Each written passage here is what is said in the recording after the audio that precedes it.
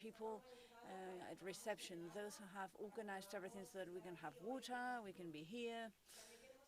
We also want to thank the Comisiones Obreras from Madrid because they've given us this wonderful auditorium for us to be here and have this wonderful session. Let me give you a brief logistics intro. We're going to use 3 spaces. We're going to use this room for the plenary sessions. This is where we'll have the opening and closing sessions and a number of panels. We will also be using room 2, which is in the 2nd floor. The name of the room is 13 Rosas, and that's where we'll have the sessions, particularly for international panels. As you've seen, there will be interpretation into Spanish and English, and those rooms sessions will be broadcast through the YouTube channel Transform Europe on streaming. And we will also have workshops, moments to be able to think, to exchange ideas and talk, and that'll be in the 6th floor. We'll do that tomorrow, not today. So, more logistics. When we want to move from this room to other rooms, we can't use the lifts, but we will have colleagues at the entrance that will lead us to go to the room we need to go to. After the opening session, we'll start with the first panel. And upstairs, we have a first panel with interpretation. So we encourage you, those of you who have the interpretation headsets and want to go to room 2, take the headsets with you so that the transition is happening as smoothly as possible. Oh, I forgot something else. As you probably noticed, there is no aircon. Sorry about that. But thankfully, temperatures have come down. Last weekend, we were on the 44 Celsius mark.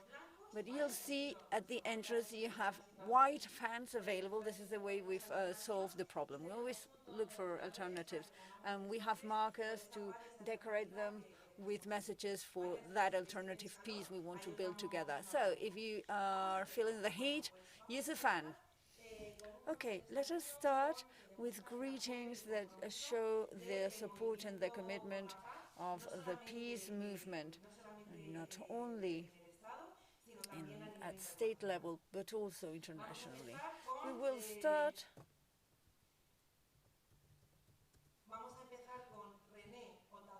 with René Otaduy from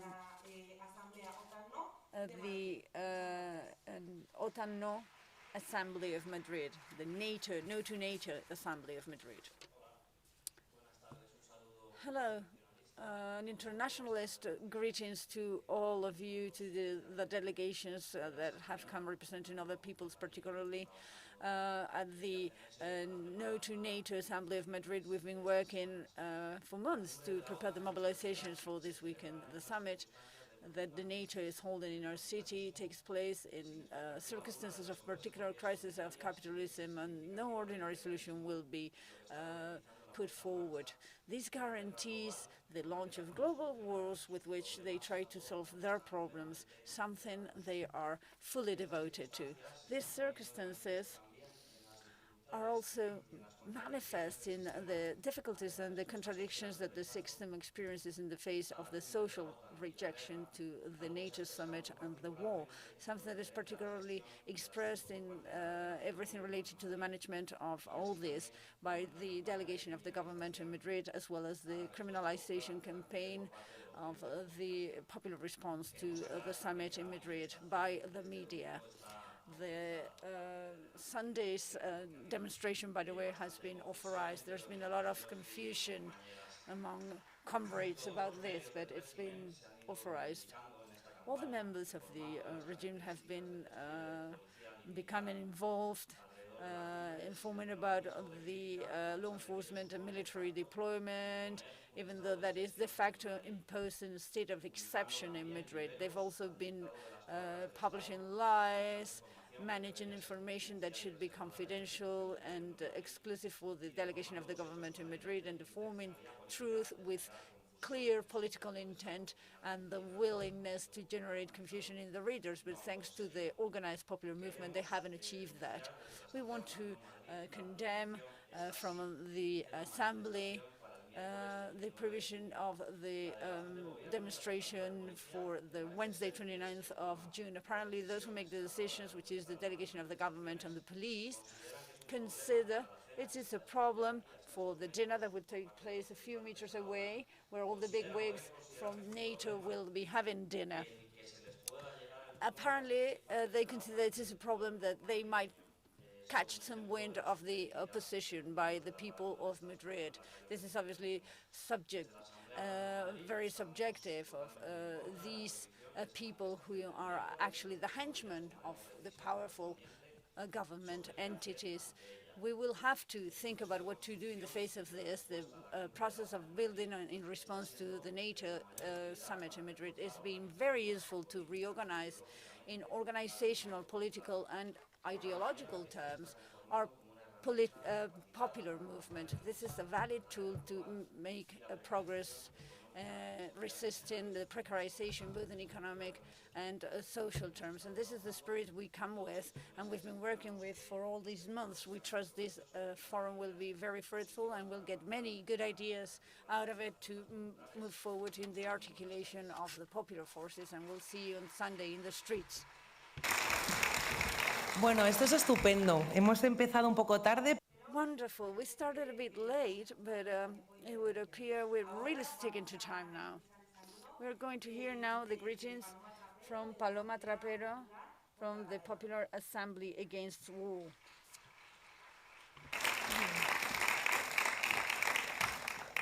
Hola, buenas tardes. Hello. Good afternoon. The Popular Assembly Against War sends greetings to these participants in this summit. NATO is the biggest military organization, a criminal organization that has contributed to the clash between peoples, bloodshed, and the militarization of our societies. Far from serving peace and promoting democracy, NATO has become the colonialist police, the imperialist police of the world. This is why we condemn the government's, the progressist government's decision, this government of the Socialist Unidas Podemos coalition, to join in this militarist wave, increasing the budget for military expenditure up to 2% of GDP, plus the signing of not having signed the Non-Proliferation Treaty. We condemn the Russian invasion of Ukraine and also the meddling of NATO that for years has been meddling and therefore facilitating this end result of the invasion. Wars, imperialist wars, are the most brutal expression of this capitalist system, which is anti-ecologist, racist, and patriarchal. Saying no to wars is not some naive positioning. The warlike, the escalation is not the only way towards peace, but we vindicate diplomacy and negotiation as the only solution. Let us do the impossible. The impossible is not disarmament, but rather believing that there's a future for our humanity that is more and more armed every step of the way. Only through education for peace and equality can we achieve a world free of war. So we launch a call to all social, trade unions, political, ecological, feminist, anti-military, LGBTQ+, and anti-racist groups, and all people who do not want to remain passive in the face of wars and rearmament, to take part with us on the 26th of June in this demonstration against NATO. Let us build a big movement from the grassroots against militarism in favor of international solidarity among the peoples, peace and disarmament. No Russian troops in Ukraine, no NATO intervention, no to war. Muchísimas gracias, Paloma. Ahora... Thank you, Paloma. We are now, okay, let me tell you, this is the first speech in English, right, Kristine? Por las compañeras que no habéis sido. I'm just letting you know, in case you need to go get the headsets. Kristine Karch is part of the international network No to War, No to NATO.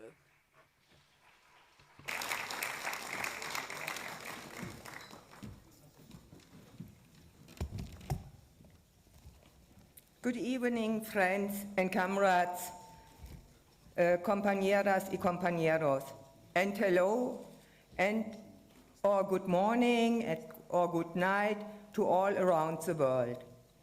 The international network No to War, No to NATO has been working on the delegitimization of NATO since 2009 and has since then accompanied all NATO summits with counteractions such as counter summits, demonstrations, civil disobedience actions, and peace camps together with local and international initiatives.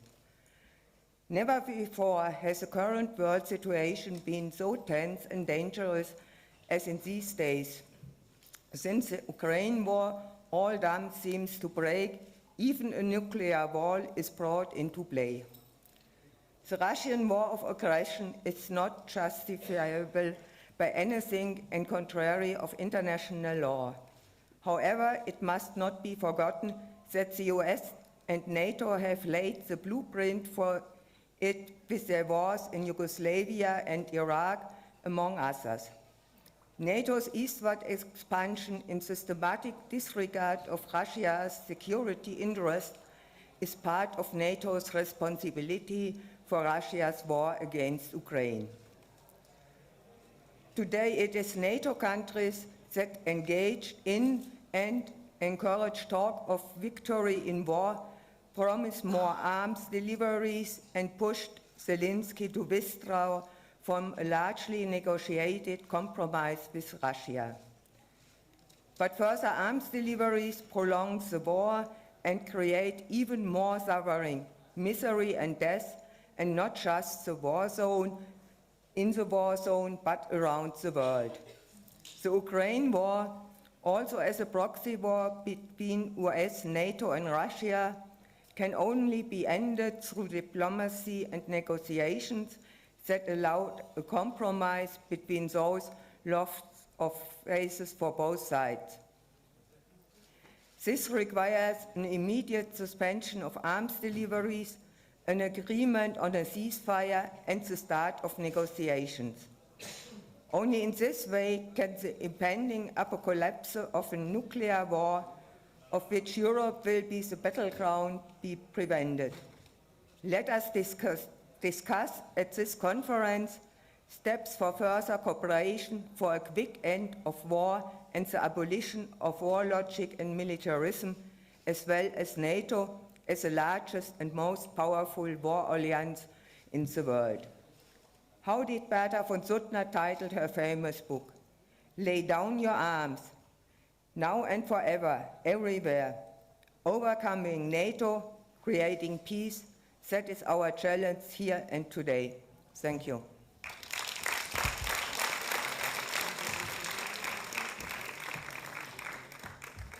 Bueno, pues ahora seguimos. Va a hablar Roy Daza del Foro de Sao Paulo. Let us continue. Roy Daza from the Sao Paulo Forum's got the floor now.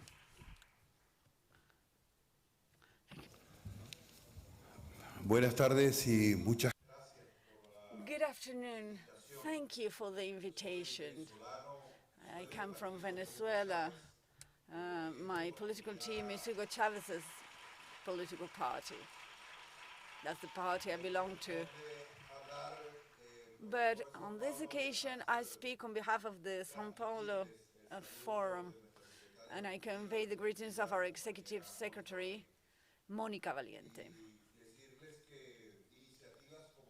Initiatives such as this, let me tell you, are essential in the face of what's happening in the world today. We come from places where there's huge, powerful rivers, the Orinoco, the Amazonas, wonderful mountain ranges that go from Argentina to the Amazon forests, beautiful, heroic Caribbean islands. We come from a land where popular movements and movements in favor of peace are making progress, not only by raising social movements, significant movements that have modified policy in our countries, but also through electoral victories, sound victories such as the recent one, Gustavo Petro and Francia Marquez only just won in Colombia. Just to mention the very, very last ones, the most recent ones, you know about the others.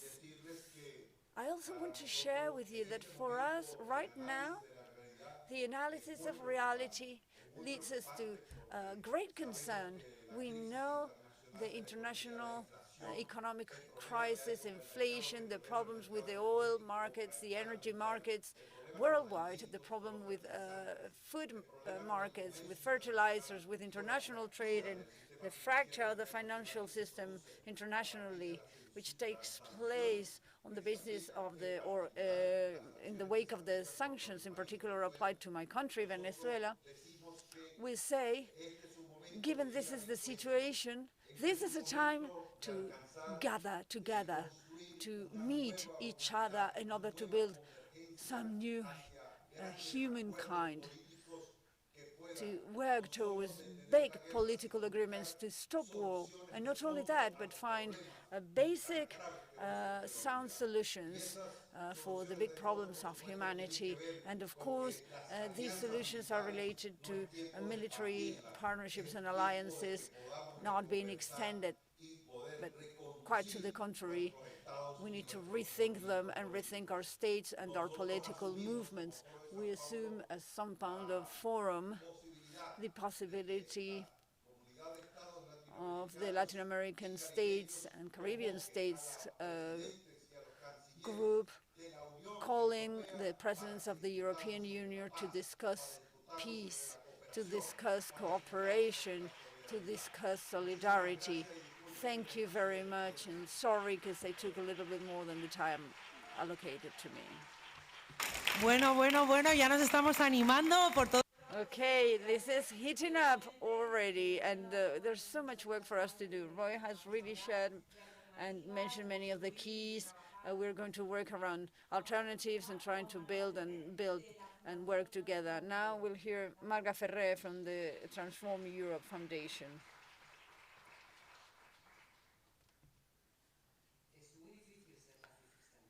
It is very difficult to be a pacifist in times of war, and what's really difficult is to take courage and break away from the pervasive narrative that in Europe makes you be in favor of Putin if you're against the war, or you're the enemy, or you're a despicable person. Oftentimes in our continent, many pacifists have raised their voices in moments more difficult than this, during the First World War, during the Second World War, during the Yugoslavian War. And today, we are standing on this European tradition saying no to war. We want peace in the continent, no US bases in the continent. We want peace in a continent that knows how to build it. A continent that knows how to build it, if only they let the people speak instead of making decisions in our name in Washington, because that's the problem with NATO. NATO is not only a military organization whose existence makes no sense in a world with international law, peace, and human rights should be the pillar on which we build our coexistence, but rather because it threats those rights by merely existing. It threats our survival because the decisions are made in the Pentagon, not even in our parliaments.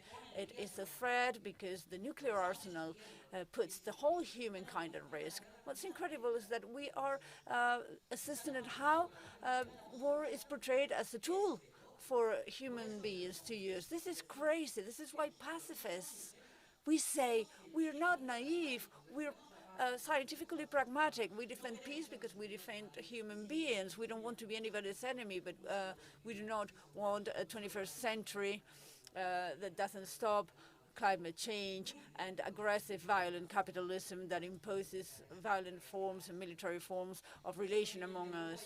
This continent, Europe, because I speak on behalf of a European organization, is going to continue working for peace. Being a pacifist is a nuisance, and we are so proud to be a nuisance.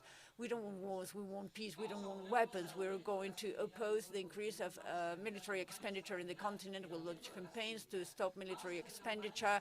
We'll launch campaigns to make governments sign the non-proliferation, nuclear weapons proliferation pact, and we'll continue doing conferences for peace next year in the whole continent to show everybody that peace is the only way.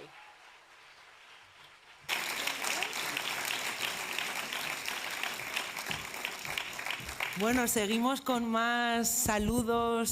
Okay, we're going to move on with more greetings that are very inspiring. And now we will listen to Koldobi Velasco from Resistors International. Good afternoon, and thank you very much for attending. Well, first of all, I'd like to start by saying that today 5 people have been murdered and 76 of them have been injured because of the jump over the fence, because of the migration policies. There is a war in the border. This is also a war that we must stop. We wanted to provide you with 3 mottos from which we work. First of all, war is a crime against humanity and the rest of nature, and that is why we're committed to not supporting any kind of war and to fight for the elimination of its causes.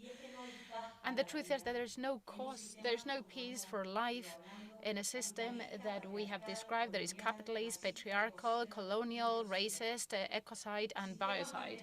These are systems that are maintained by militarization, armies, and war. The war against life, and it's permanent, like it's already been said. It gets prepared every day, and it starts from that military paradigm that defends country, homeland, and borders, from structures of violence and determination that power exploitation, discriminations, mercantilization, and disdain for life. And that is where NATO is. NATO, which is its armed force, the key threat to peace that we can see today in the world. This is encouraging military spending and the arms race. It promotes nuclear weapons. NATO, one of the key stakeholders of this climate injustice, representing fascism, and supports the transnational companies' interests. NATO is coming to Madrid, supported by the Spanish state, to renew its fight against people, individuals, and the rest of nature. The second motto: war starts here. Let's stop it here. We have this summit for peace in 3 times past in order to remember, recognize, and thank all the work for peace, anti-militarism, and non-violence of so many people, organizations, entities, on which we are still taking the baton. It also brings us to present, renewing and updating the analysis and our action in order to deepen into the transformation and the emancipation that we're after. It also brings us the future time.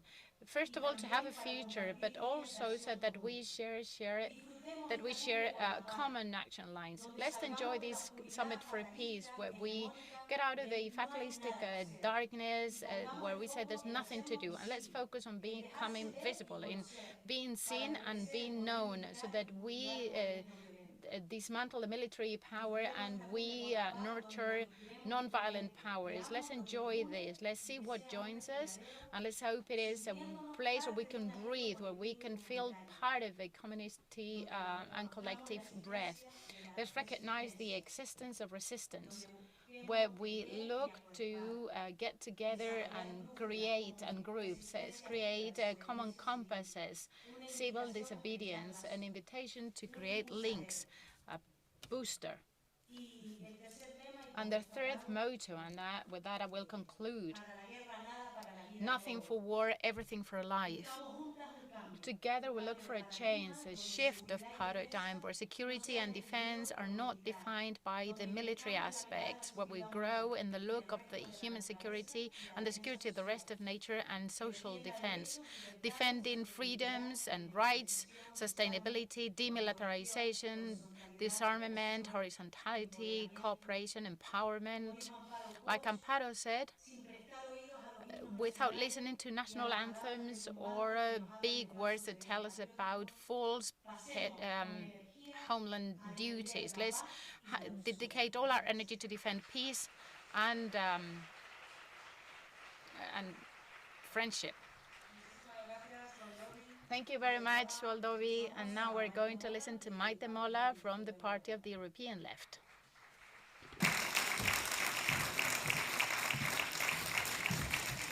Well, I like to start by saying that I'm so happy to see so many women taking part on this event. It's not that common, really, in public events. But that said, I leave it here. And I start by saying good afternoon, dear colleagues. I have 3 minutes, and I'm going to stick to them. It is a great pleasure to be with you this afternoon in this so important event, which is taking place throughout this weekend in Madrid, where we are going to work together to define another society model with no wars whatsoever, with no military bases, and with no NATO.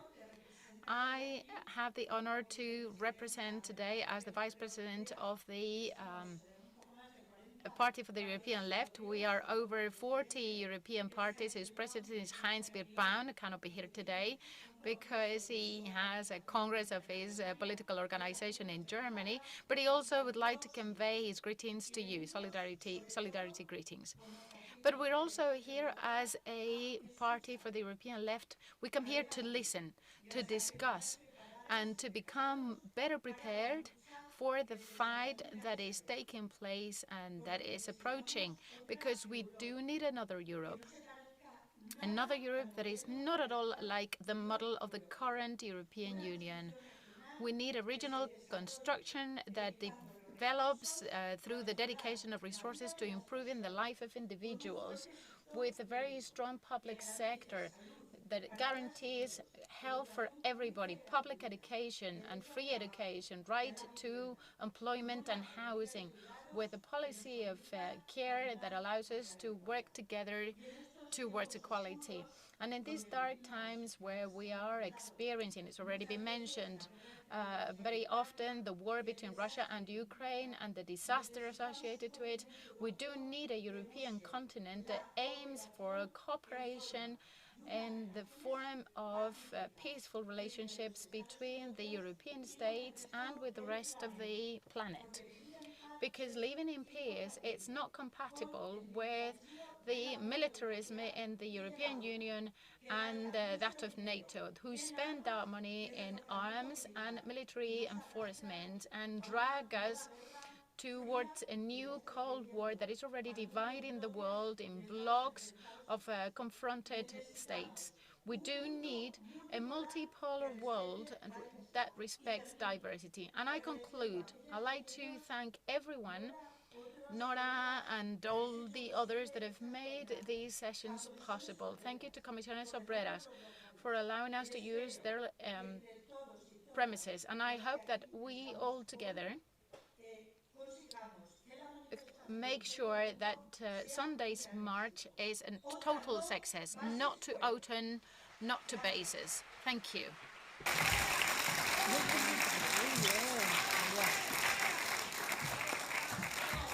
Bases fuera. Not to wars. Not to bases and not to war. Not to bases, not to war. Okay, you'll be shouting on Sunday as much as you want, because do we want to march or not?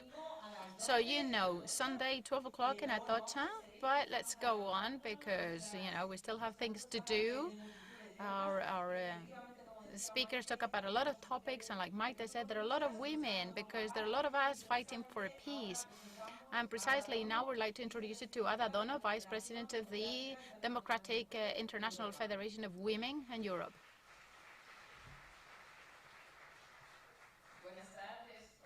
Good afternoon, dear colleagues. Please allow me to greet and thank the organizing associations, including our sister association, the Spanish Democratic Association of Women in Spain, which is for their preparation of the Summit for Peace. Very emotionally, I bring with me greetings from the FDIM, its president Lorena Peña, and its affiliated organizations and our individual colleagues in all the continents to this Summit for Peace. Please allow me to greet you, especially on behalf of the Italian women who are affiliated to the FDIM also. I'd like to remind you that fight against militarism and for peace has been a core commitment of capacitation, research, and action of FDIM in the world from its foundation in 1945. The FDIM has always considered the construction of peace as an essential task of women. That's how Dolores Ibarruri considered it, one of our key founding mothers.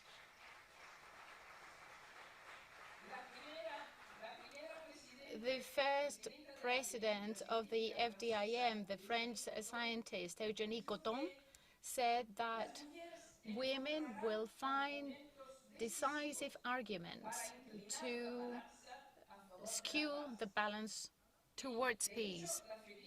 And in fact, the FDIM was one of the first organizations to mobilize itself for peace in the international remit immediately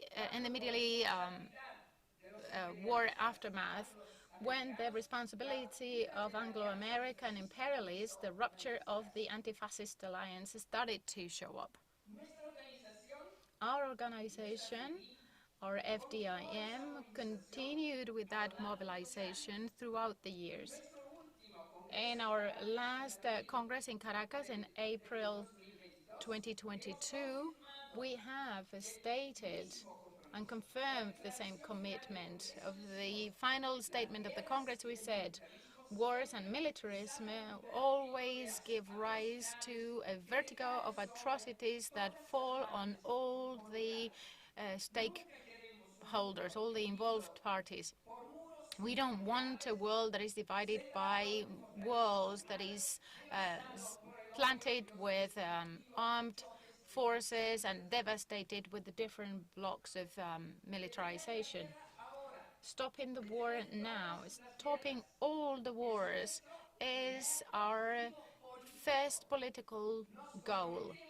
We are committed to contribute in all possible ways to the reconstruction of an international, polycentric and multipolar order where we affirm the shared positions and the political, cultural and scientific collaboration for the well-being of humanity and the survival of the planet.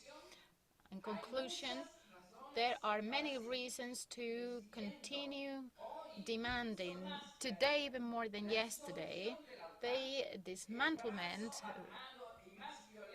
of NATO. The armed wing and the most violent capitalist domain and patriarchal domain in the world. That is why we're here today, aiming to and hoping to contribute in a useful manner with our presence and our actions to this Peace Summit in Madrid. Well, dear colleagues, now we're moving towards the last presentation by Franziska Kleiner of the International People's Assembly. Thank you. Hello, dear all. Apologies for not speaking in Spanish. I'm a delegate from the International People's Assembly, a network of over 200 organizations of workers, peasants, youth, women, students, of people united in their desire for a world without empire and without domination by colonial, neo-colonial structures and military might. Many of these organizations work in the Global South towards their own socialist projects. Our job as internationalists is to build with them, and to build with them means to dismantle NATO in Europe. NATO is the Trojan horse bringing the interests of US capital under the guise of peace and security into Europe. When Joe Biden outlined the conditions of Poland's membership in 1997, he did not mince words. Businesses like banks, the energy sector, the state airline, the state copper producers, and the telecommunications monopoly will have to be privatized, he told the Polish people, who faced a brutal period of shock therapy. And the last months have shown very clearly that any talk of NATO being brain dead or in need of a European security alliance is now almost unthinkable, even against the economic interests of the European capital.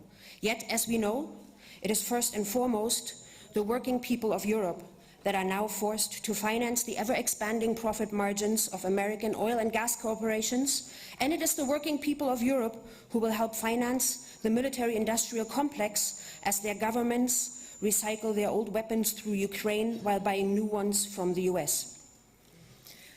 It has been 1 week since we commemorated the execution of Ethel and Julius Rosenberg by the federal government of the US in 1953. They helped to establish a balance of power in the second half of the 20th century, and they were sentenced to death for it.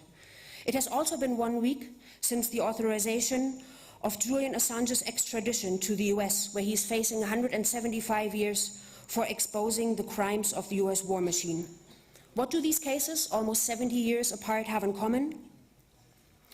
They reveal that empire will show no mercy to those who do not subordinate themselves, not to individuals who expose its crimes or shake its hegemony to the core, nor to countries charting their own course outside the orbit of US imperialism. Those who have heard the sound of NATO bombs overhead aren't left with much. Libya remains plagued by violence and war as its people are beaten back from the borders of Europe when they try to flee. Syria's infrastructure still lies in ruins as Western sanctions suffocate any attempt to rebuild the society. And Afghanistan is pillaged of its gold reserves as a farewell gesture following 20 years of occupation. And under NATO's watch, and with the backing of the US, Turkey is now launching a war in Syria against the Kurds. We are here to send a clear message to this NATO summit that convenes behind closed doors, security fences and police lines to bring humanity one step closer to total annihilation. We are here, we are watching, we are many. You are not acting in our name. Peace, not NATO.